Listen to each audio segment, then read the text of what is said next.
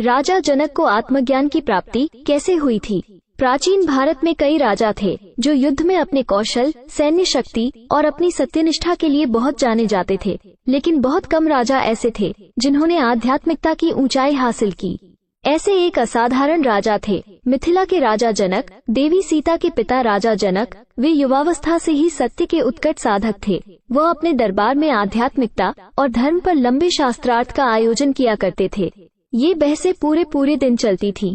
इनमें राज्य के प्रसिद्ध धार्मिक विद्वान और तपस्वी भाग लेते थे। शास्त्रार्थ के बाद रात का खाना होता था, जिसके बाद राजा जनक सोने के लिए अपने कक्ष में चले जाते थे। उन्हीं दिनों की बात है। राजा जनक ने एक रात में सोते हुए एक सपना देखा कि वे अपने बहुत सारी सेना के साथ जंगल में शिकार खेलने के लिए गए हुए हैं। एक जंगली सूअर का पीछा करते करते राजा जनक बहुत दूर तक निकल गए। उनकी सारी सेना पीछे छूट गई और वह सूअर घने जंगल में बहुत दूर जाकर अदृश्य हो गया। राजा जनक थक कर चूर हो चुके थे। उनकी पूरी सेना का कोई पता नहीं था। अब राजा को बहुत तेज भूख प्यास लगने लगी थी। बेचैन होकर राजा ने इधर उधर नजर दौड़ाई तो कुछ ही दूर पर उन्हें एक झोपड़ी नजर आई जिसमें से धुआं उठ रहा था। राजा ने सोचा कि वहाँ कुछ खाने पीने के लिए मिल जाएगा।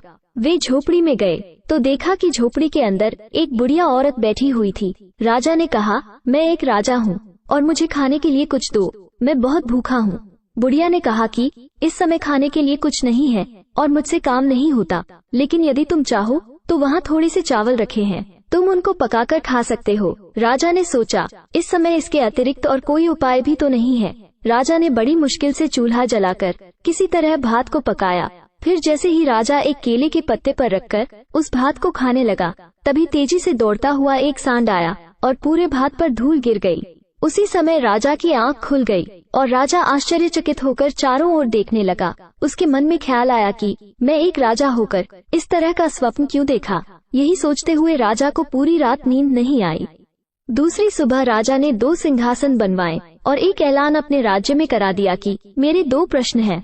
जो कोई मेरे पहले प्रश्न का जवाब देगा उसे मैं अपना आधा राज्य दूंगा, और यदि नहीं दे पाया तो बदले में आजीवन कारावास मिलेगा, तथा जो मेरे दूसरे प्रश्न का उत्तर देगा उसे मैं पूरा राज्य दूंगा, और यदि नहीं दे पाया तो उसे फांसी की सजा होगी। राजा जनक ने ये दोनों सजाएं इसलिए तय कर दी थी कि वही लोग उसका उत्तर देने आए जिनको वास्तविक ज्ञान हो। ऐसा न करने पर फालतू लोगों की काफी भीड़ हो सकती थी। आगे की कहानी जानने से पहले हमें महान संत अष्टावक्र के बारे में जानना होगा। अष्टावक्र जी उन दिनों माँ के गर्भ में थे और संत होने के कारण उन्हें गर्भ में भी ज्ञान था। एक दिन की बात है जब ऋषि अष्टावक्र के पिता शास्त्रों का अध्ययन कर रहे थे, तब अष्टावक्र ने कहा, पिताजी, जिस परमात्मा को तुम खोज रहे हो वो शास्त्रों में नहीं है। अष्टावक्र के पिता शास्त्रों के ज्ञाता थे। उन्हें अपने गर्भ स्थिति पुत्र की बात सुनकर बहुत क्रोध आया। उन्होंने कहा, तू मुझ जैसे ज्ञानी से ऐसी बात कहता है, जा मैं तुझे श्राप देता हूँ कि तू 8 जगह से टेढ़ा पैदा होगा। इस तरह ज्ञानी अष्टावक्र विकृत शरीर के साथ पैदा हुए थे।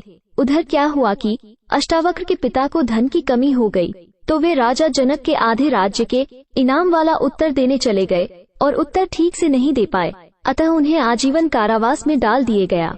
इस तरह 12 साल गुजर गए। अष्टावक्र अब 12 साल की आयु के हो गए थे और लगभग विकलांग जैसे थे। एक दिन जब अष्टावक्र अपने साथियों के साथ खेल रहे थे, सब अपने अपने पिता के बारे में बात करने लगे, तो अष्टावक्र भी करने लगे। अब क्योंकि बच्चों ने उनके पिता को जेल में पड़े होने के कारण कभी देखा नहीं था, इसलिए सब बच्चों ने उन्हें झिड़क दिया कि झूठ बोलता है, तेरा पिता तो कोई है ही नहीं, हमने उन्हें कभी नहीं देखा। अष्टावक्र जी अपनी माँ के पास आए और बोले कि माँ, आज तुम्हें बताना ही होगा कि मेरे पिता कहाँ गए हैं। वास्तव में जब भी बालक अष्टावक्र अपने पिता के बारे में पूछता तो उसकी माँ जवाब देती कि वे धन कमाने बाहर गए हुए हैं।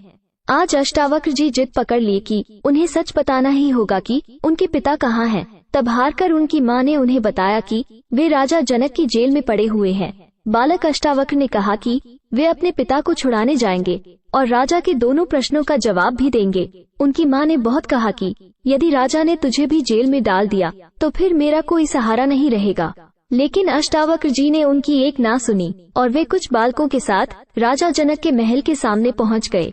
एक बालक को महल की तरफ घुसते हुए देखकर दरबान ने उन्हें टोका, ऐ बालक कहाँ जाता है?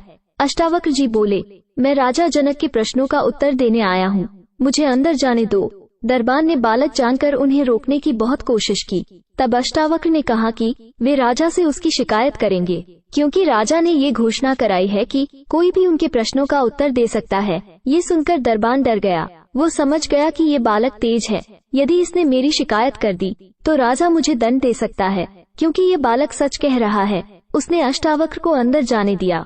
अंदर राजा की सभा जमी हुई थी। अष्टावक्र जी जाकर सीधे उस सिंहासन पर बैठ गए जिस पर बैठने वाले को राजा के दूसरे प्रश्न का जवाब देना था और इनाम में पूरा राज्य मिलता, तथा जवाब न दे पाने की दशा में उन्हें फांसी की सजा मिलती। एक विकलांग बालक को ऐसा करते देखकर सब आश्चर्यचकित रह गए और फिर पूरी सभा जोर जोर से हंसी।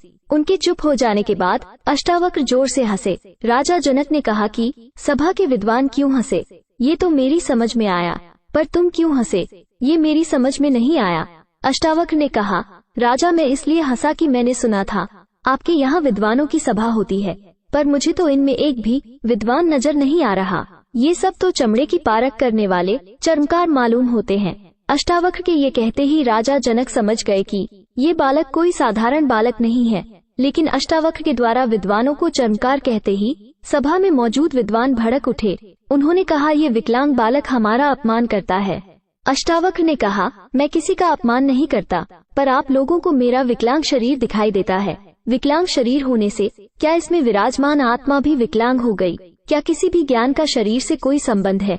उनकी ये बात सुनकर पूरी सभा में सन्नाटा हो गया। राजा जनक ने उनकी बात का समर्थन किया। राजा जनक समझ गए कि बालक के रूप में ये कोई महान ज्ञानी आया है। ये बोध होते ही राजा जनक अपने सिंहासन से उठकर कायदे से अष्टावक्र के पास पहुँचे और उन्हें दंडवत प्रणाम किया। अष्टावक्र बोले, पूछो क्या पूछना है। राजा जनक ने अपना पहला प्रश्न किया। उन्होंने अपने सुअर के शिकार वाला स्वप्न सुनाया और कहा कि स्वप्न व्यक्ति की दशा और सोच पर आधारित होते हैं। कहा, मैं एक चक्रवर्ती राजा और कहा वो दीन दशा दर्शाता मेरा स्वप्न, जिसमें मैं लाचारों की तरह परेशान था। इनमें क्या सच है, एक चक्रवर्ती राजा या वो स्वप्न? अष्टावक्र हंसकर बोले, ना ये सच है, ना वो स्वप्न सच था। वो स्वप्न 15 मिनट का था, और जो ये तू राजा है, ये स्वप्न 100 या 125 साल का है। इन दोनों में कोई सच्चाई नहीं है। वो भी सपना था। ये जो तू राजा है, ये भी एक सपना ही है, क्योंकि तेरे मरते ही ये सपना भी टूट जाएगा। इस उत्तर से पूरी सभा दंग रह गई। इस उत्तर ने सीधे राजा की आत्मा को हिला दिया और वे संतुष्ट हो गए। आधा राज्य अष्टावक्र जी को दे दिया गया, पर क्योंकि अष्टावक्र जी पूरे राज्य के इनाम वाली कुर्सी पर बैठे थे, इसलिए बोले, बताओ राजन, तुम्हारा दूसरा प्रश्न क्या है? राजा जनक ने कहा, मैंने शास्त्रों में पढ़ा है और बहुतों से सुना है कि यदि कोई सच्चा संत मिल जाए तो परमात्मा का ज्ञान इतनी देर में हो जाता है जितना घोड़े की एक रकाब से दूसरी रकाब में पैर रखने में समय लगता है। अष्टावक्र बोले, बिल्कुल सही सुना है। राजा बोले, ठीक है, फिर मुझे इतने समय में परमात्मा का अनुभव कराओ। अष्टावक्र जी बोले, राजन तैयार हो जाओ, लेकिन इसके बदले में मुझे क्या दोगे? राजा जनक बोले, मेरा सारा राज्य आपका। अष्टावक्र जी बोले, राज्य तो तुझे भगवान का दिया है, इसमें तेरा क्या है? राजा जनक बोले, मेरा ये शरीर भी आपका।